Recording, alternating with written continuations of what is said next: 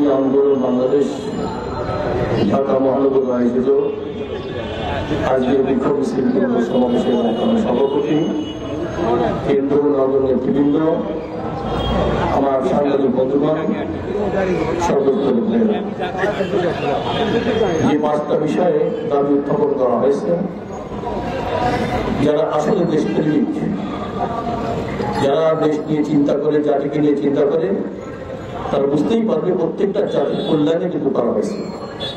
কিন্তু কেন বাস্তবায়ন হচ্ছে না, কারা বাধা দেয়, তাদের আপত্তি, এটা স্পষ্ট।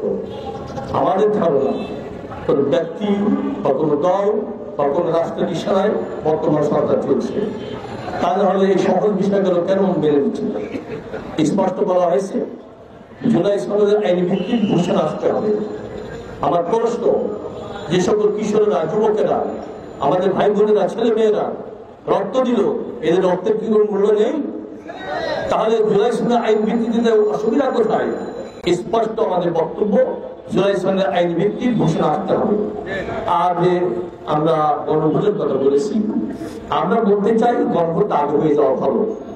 একই দিনে যদি হয় তার জনকে সিনেমার কবে যাবে, নির্বাচনটা সুষ্ঠুভাবে হবে না, অল্প সময়ের মধ্যে সমাধান করা সম্ভব হবে না। আমরা বলেছি সমতল ময়দান প্রয়োজন নির্বাচনের জন্য।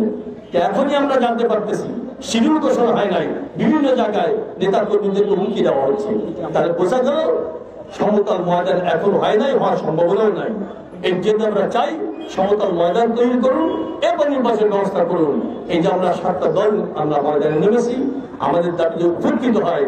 এরপরে আমরা গতকালও বলেছি সংবাদ সম্মেলনে, বৃহৎ কর্মসূচি আপনারা ময়দানে থাকবেন। সবাইকে ধন্যবাদ। এখন মিছিল হবে।